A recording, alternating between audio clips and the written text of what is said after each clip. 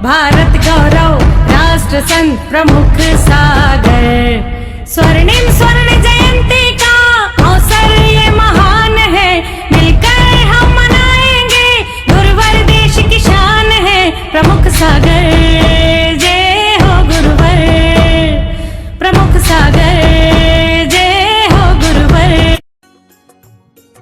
इस कार्यक्रम के पुण्यार्चक हैं सेठी छाबड़ा परिवार निवासी गुवाहाटी एवं कोलकाता। श्री कबरीलाल जी सेठी एवं श्री सुमिरमल जी छाबड़ा की स्मृति में श्रीमती रतनमणि देवी सेठी, श्रीमती इंदिरा देवी छाबड़ा, श्रीमती प्रीति जैन, श्री सुरेंद्र जैन, सलोनी जैन, श्रीमती रिया जैन, श्री सिद्धांत जैन, श्री अजीत जैन, श्रीमती मोनिका जैन, आयुषी अर्नव, श्रीमती रितिका जैन, श्री विनीत जैन, विवान देवर्ष, पुत्री एवं दामाद श्रीमती रितु चूड़ीवाल, श्री सुधीर चूड़ीवाल, दोहित्र ऋषित हार्दिक, फर्म इंदिरा लॉजिस, वेयर हाउसिंग और logistic park, Guwahati Assam, computer vision works, विवरण घर, Guwahati, Navkar www.navkargroup.in, aluminium form work प्रणाली, कॉलम बॉक्स, शटरिंग और वास्तु उत्पादों के निर्माता, कोलकाता।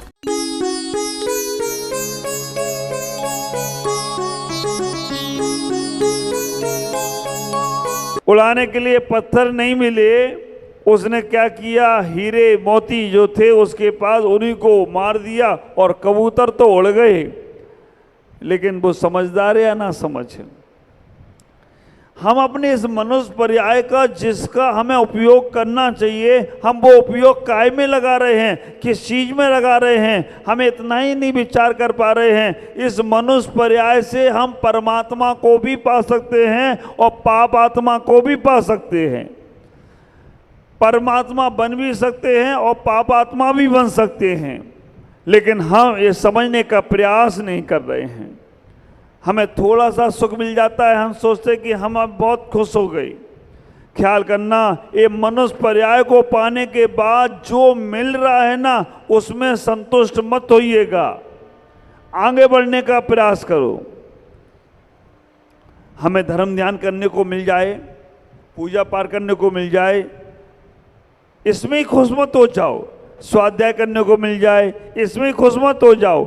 साधु के प्रवचन सुनने को मिल जाए, आगे बढ़ने के लिए जितनी जिज्ञासा होगी, जितनी प्यास गहरी होगी, उतना तुम आगे बढ़ने का प्रयास करोगे। और तुमने कहा कर लिया ना धर्म ध्यान, अब बस लग जाओ अपने और काम में। सुन लिए ना गुरु जी के प्रवचन, अब करने लगो वही काम। समझ के रखना है कि ये सब क्यों, हम सब केवल तुम्हारे और अपने लिए इतना ही विचार करें कि हमें हर कदम में आगे बढ़ना है। एक छोटा सा उदाहरण, एक लकड़हारा रोज लकड़ी काटने जाता था। लकड़हारा रोज लकड़ी काटने जाता था और लकड़ी काट कर आता था। रोज सुबह लकड़ी बेचता था और शाम को भोजन बनता था उसके यहाँ। एक ही बार भोजन बनता था, क्योंकि सुबह लकड़ी काटना, बेचना, उसके बाद दोपहर में घर में सामान आना और फिर बड़ी मुश्किल से गुजारा चलता था। कोई बात नहीं, एक दिन वो लकड़ी काटने गया तो वहाँ से आवाज़ आई, आगे बढ़ो। उदाहरण सुना होगा कभी आपने किसी चैनल के माध्यम से हमारे से। आप विचार करके रखना, आवाज आई आगे बढ़ो, तो वो आगे बढ़ा। आगे जाकर देखता है तो बहुत सुंदर सुंदर से सागवान के वृक्ष खड़े हैं। पहले वो बबूल की लकड़ियां काटता था, आगे बढ़ा तो बहुत सुंदर से सुंदर सागवान और चंदन के वृक्ष खड़े थे। जैसे उसने चंदन की और सागवान के वृक्ष की लकड़ी काटी, वो बाजार में बेचने गया तो उसके तो बहुत ज़्यादा उसको पैसा मिलने लगा।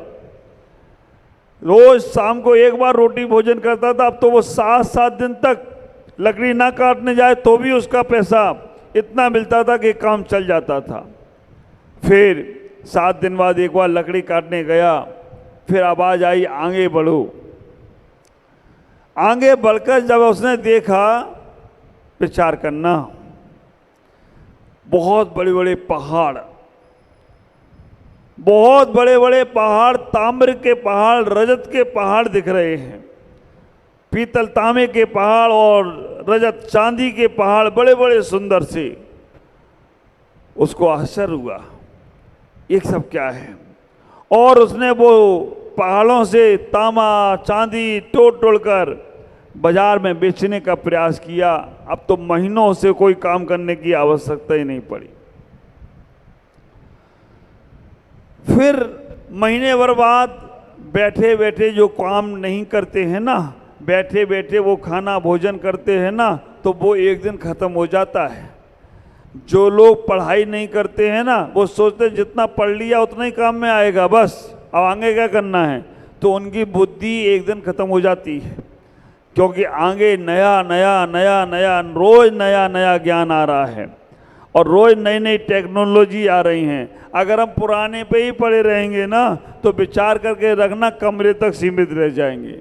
अभी क्या हो रहा है गुवाहाटी में, रोज नया रोज नया रोज नया, पुराना करो तो बैठे रहो कमरे में, रोज नया हो रहा है। तो पूरे गुवाहाटी आसाम ही नहीं, पूरी दुनिया तारीफ कर रही हो तो कोई आश्चर्य की बात नहीं है। और तो और जैन संप्रदाय के अलावा भी कल जब सब धर्मगुरु यहाँ से गए ना, सब मिलके गए। महाराज साहब आपने बहुत अच्छा किया कि हम सबको एक मंच पर तो बैठने का मौका दिया, एक मंच पर हम बैठ सके।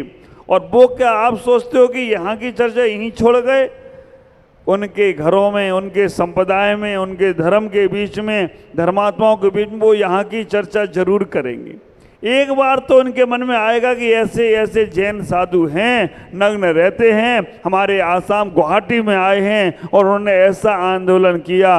तो विचार करना, हमने ये धर्म को उन तक अपने आप पहुंचा दिया हो तो कोई आश्चर्य की बात नहीं है। ये सब सोचना पड़ेगा।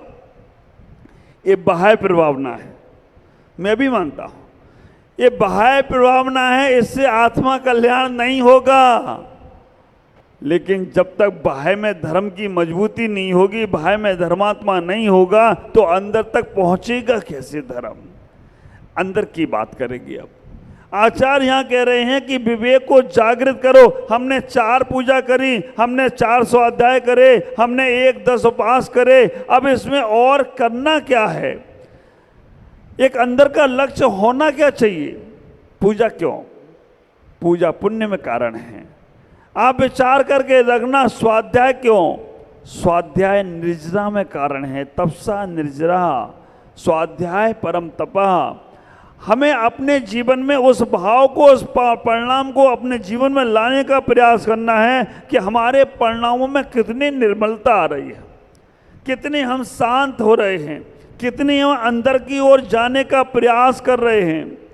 ख्याल करके रखना, मनुष्य जन्म से हम जब निकले, मनुष्य जन्म को हमने पा लिया, मनुष्य जन्म तक हम पहुंच गए, तो समझ लेना हम एक प्लेटफार्म पर पहुंच गए कि यहाँ से चारों गतियों के दरवाजे खुले हुए हैं। हम चारों गतियों में कहीं भी जा सकते हैं, चारों गतियों में कहीं भी पहुंच सकते हैं। मनुष्य और तिर्यंच, देवनारकी तो 2 ही उनके रास्ते खुले हैं। मनुष्य और तिर्यंच के लिए कह रहे हैं, आप मनुष्य बनने के बाद आप ये सोचने का प्रयास करें कि हम चारों गतियों में जा सकते हैं, लेकिन चारों गतियों से रहित होकर पंचम गति की ओर जाने का प्रयास करना है। इतना ही विचार करो, इतना ही सोचने का प्रयास करो। वहां पर बात हुई, चांदी के पहाड़ मिले, तांबे के पहाड़ मिले, उसने उस पहाड़ों को काटा, तोड़ा और बेचा। महीनों सालों तक उसे काम करने की आवश्यकता नहीं पड़ी। कोई बात नहीं, दयालु और कृपालु लोग होते हैं ना, वो हमेशा दया और करुणा करते हैं, लेकिन जो दुष्ट लोग होते हैं ना, उसका दुरुपयोग करते हैं। आगे फिर गया और पहुंचा, जब चांदी के पहाड़ को काटने लगा तो आवाज फिर आई। क्या आवाज आई? बोलो ना, आगे बढ़ो। जब नीम के पेड़ को, बबूल के पेड़ को काटता था तो आवाज आई, आगे बढ़ा तो चंदन के और सागवान के वृक्ष मिले। चंदन और सागवान के वृक्ष को काटने लगा तो और आवाज आई, आगे बढ़ो, तो वहाँ ताम्र के और रजत के पहाड़ देखने को मिले। और आवाज आई, आगे बढ़ो, तो आगे बढ़ने में उसे क्या मिला? हाँ, कितने कॉन्फिडेंस से कह रहे हो ना, सोने के पहाड़ मिले।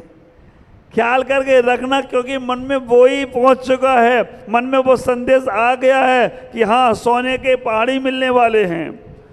सोने के पहाड़ मिले, सोने के पहाड़ जैसे ही मिले वो सोने के पहाड़ को काटने लगा।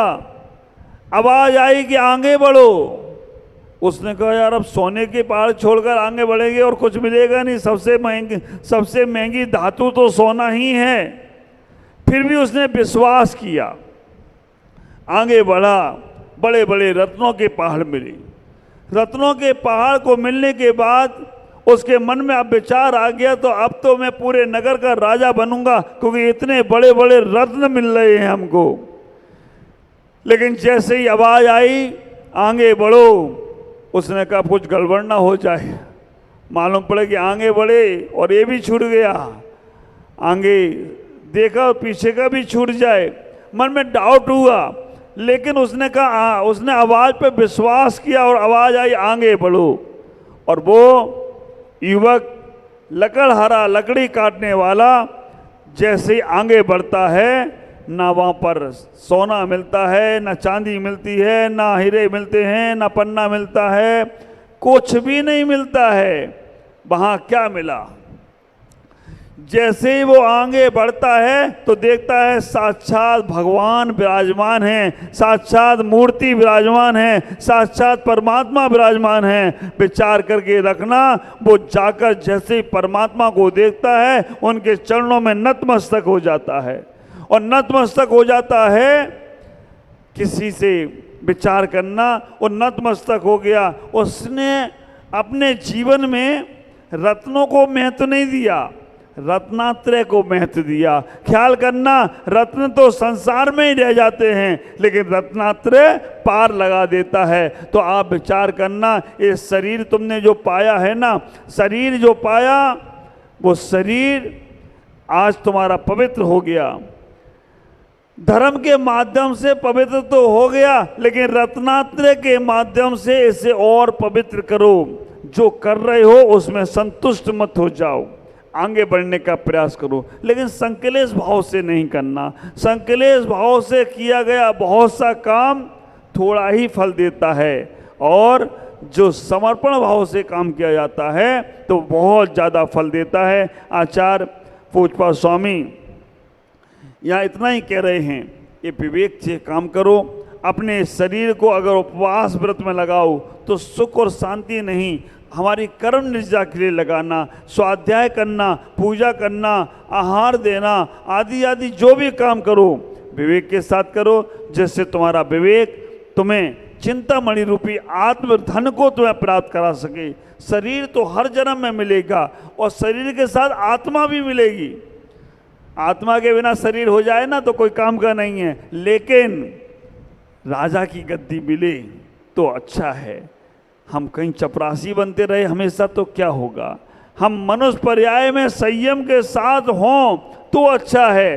अगर वही हम कहाँ कहाँ जाकर अपने जीवन को खराब करेंगे तो वो अच्छा नहीं है। इसलिए अच्छे शरीर को पाने के लिए, हमें आत्मा को अच्छी तरह से पाने के लिए हमें अच्छे विचार करना है, विवेक करना है और अपने जीवन को संभालने का प्रयास करना है।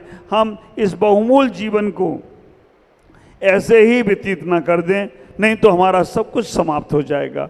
आप विवेक के साथ अपनी क्रिया को करें, जिससे आपका जीवन बहुत आनंद होगा। विवेक आपके पास है, आपको इसे संभालने का प्रयास करना है। आज इतना ही। ओम नमः। जय गुरुदेव। या वाणी के यस्य स्वयं से भावाप्ते भावे किसने कर्मणा तस्मै सज्ञान रूपाय नमोस्तु परमात्मने नमोस्तु परमात्मने नमोस्तु परमात्मने नमोस्तु परमात्मने नमोस्तु परमात्मने नमोस्तु परमात्मने। आज 21वें श्लोक में 21 इस श्लोक में आचार्य आत्मा का स्वरूप की चर्चा कर रहे हैं। बहुत सारे उदाहरण उन्होंने शरीर के दे देकर आपको समझाया है, लेकिन आज आत्मा के बारे में बात करना चाहते हैं, क्योंकि अब आत्मा की ओर हमें जाना है, उधर अग्रसर होना है। तो क्या कहना चाहते हैं आचार्य? स्व संवेदन सुभक्तस्य स्वसंवेदन सुभक्तस्य तनुमात्रो निरत्या तनुमात्रो निरत्या अत्यंत सौख्यवानात्मा अत्यंत सौख्यवानात्मा लोकालोक विलोकना लोकालोक विलोकना लोकालोक विलोकना लोकालोक विलोकना। आचार्य यहाँ कह रहे हैं स्व संवेदन। पर का संवेदन तो हमने बहुत बार किया है, स्व का संवेदन करना है।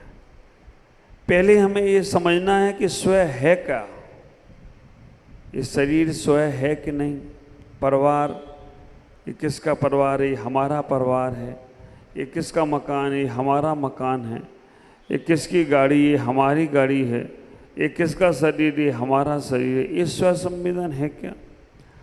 आप विचार करना। आचार्य ने शुरुआत से कह दी स्व संवेदन सुवक्त, स्व संवेदन सुवक्त आत्मा अनुभव द्वारा स्पष्ट प्रकट होता है, जाना जाता है। तनुमातो नृत्या, शरीर के बराबर नृत्या अविनाशी, जो हमेशा रहने वाली नहीं है। ये शरीर हमेशा रहने वाला नहीं है। अत्यंत शौकवान आत्मा, जो आत्मा है वो अनंत सुख वाली है। लोकालोक विलोकना, लोक और आलोक को जानने और देखने वाली है। आप विचार करो। पूज्यपाद स्वामी यहाँ उस आत्मा का वर्णन करने का प्रयास कर रहे हैं जो आत्मा स्व संवेदन वाली है, सुखी रहने वाली है और अत्यंत आनंद में जीवन जीने वाली है। आप सबके पास आत्मा है या नहीं? शरीर है, आत्मा है? दिखाओ भैया, हमको भी दिखाओ थोड़ा बहुत, कहाँ कहाँ है तुम्हारी आत्मा।